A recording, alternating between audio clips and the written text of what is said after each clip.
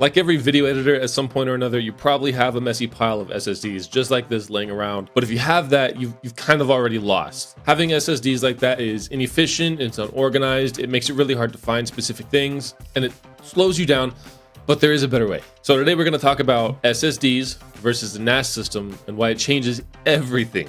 By the way, I'm Ethan. I've done millions of views across the various channels I've made content for, and this video editing thing I do is all I do all day long. So let's get into it. So the SSD problem goes like this. You start with just one, and then it proliferates into 2, and then 4, and then suddenly 6, and now you're taking on these big massive projects and they're spread across multiple SSDs.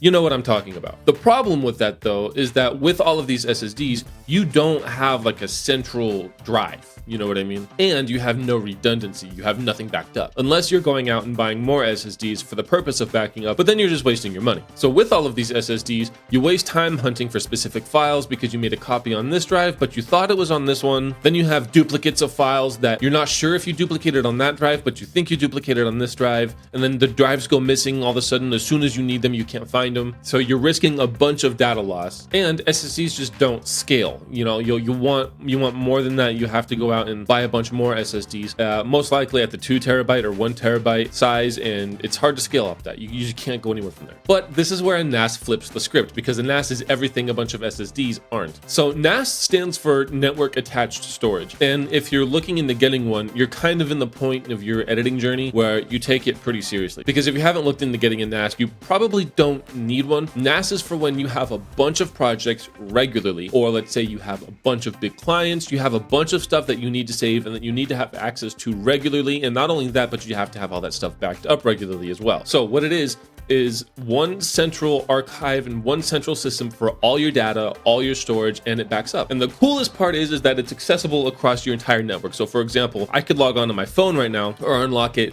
check out all the files on my NAS and see them from there. I could do that with my laptop. I could do that with my iPad from out in the kitchen. Or let's just say I'm enjoying watching a movie with my wife, and at the same time, I'm working on my file organization in my NAS system because it's attached to a network. And not only that, but it has built-in RAID protocol. So every file that I put on my NAS gets a backup saved elsewhere as well. So if something ever does go wrong or one of the drives fails inside of the NAS, I have a backup.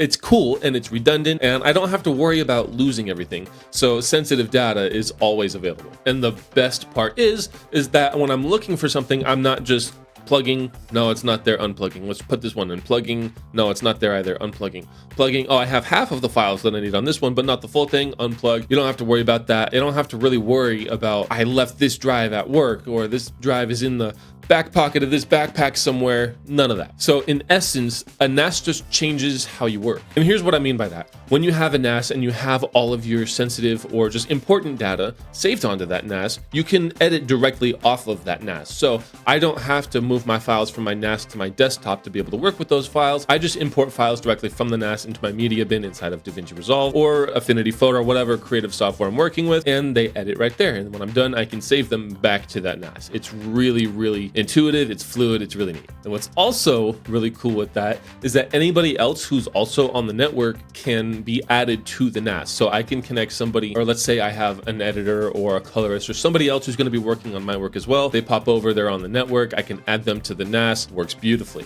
Same thing goes for remote work. So for example, if I am in a hotel somewhere visiting family on the other side of the country, I need to access files from my NAS, I could log on to my NAS, retrieve those files, make a local copy, and then work off them directly there. It's a beautiful system. It's a very beautiful thing, and I'm bummed that I didn't get on the train earlier. And what's really cool about the NAS is that you might be thinking to yourself, well, a NAS works with a bunch of hard drives, right? So these are 7200 RPM spinning disks. We got away from hard drives in computers for a reason. We all use SSDs now in our computers, right? So you're probably wondering about speed. So if you want to edit off the NAS, it's going to be slow, or let me stop you right there. There are still SSDs in a NAS. In most modern NAS systems, you can install M.2 SSDs, put them into the NAS itself, and those act as file cache. So what the NAS does is it analyzes what files you're using most often and creates a backup on the SSD so that when you pull that file or when you're trying to read that file in specific, because it already knows that you're accessing them often, it's working off an SSD. And it's super, super cool. And whenever you're editing off a NAS, also, whatever files you're working with, it'll make a cache on the SSDs as well. So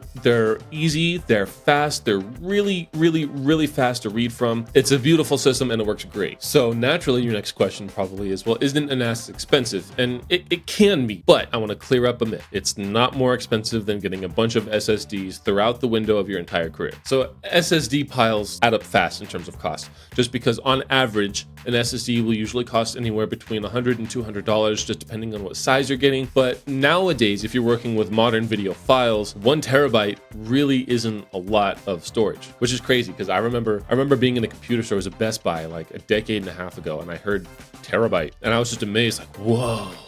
That's crazy. 1,000 gigabytes. You know, it was just, I thought it was a lot at the time. And now this recording is probably going to take up 500 gigabytes. So SSDs are expensive and they add up fast, especially when you're working with modern video files and a modern video workflow. And NAS is cheaper long-term just because you buy the NAS is like, I think you can get one. I think I got mine for like $500-600, but then you got to get the hard drives to go in with them. And hard drives, just because they're not SSDs, are generally cheaper. You can generally get more hard drives and more space on those hard drives for less cost than you would get with the SSDs, just depending on what type of SSD you're getting. I only get M.2 SSDs just because they're the fastest, but I got server grade hard drives to put in my NAS. So high storage, they work great. I'm about a quarter of the way through with my storage. And how much storage do I have on my NAS? I have 17.5 terabytes of free storage available to me on my NAS when everything is empty. I've used about a quarter of that so far. Like I said, it's a great system. In total, I have spent about, on my NAS system, $1,500. And as high as that sounds for storage, it is so much less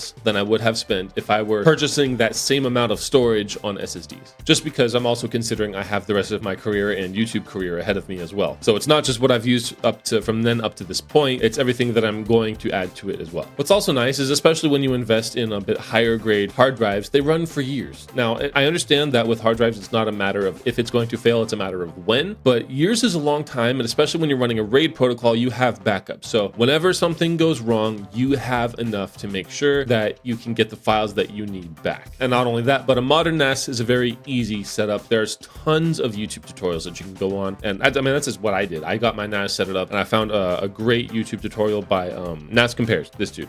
This dude knows his stuff. Seriously, he is a very, very smart, network-minded dude. And like, look at this, all these videos about networking and NAS. It's really, really cool. He had a great tutorial and great series that I followed just to set mine up, and it worked great. Super easy setup. I promise you, once you try a NAS, you can't go back. So to recap, SSDs are fine for beginners. And in fact, they're a great workflow for beginners when you're learning what's what, when you're getting in the flow of shooting, editing, assembling deliverables. It's a great system, but they're bad for pros because pros have a lot that they have to juggle. Pros have a lot of files that they need to be able to access from any given point. Pros have a lot going on, right? So you need more than just a bunch of these laying around.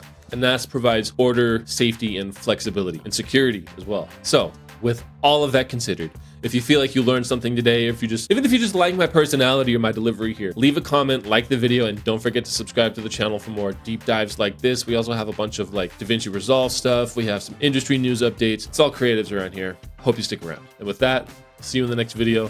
Thank you so much for watching.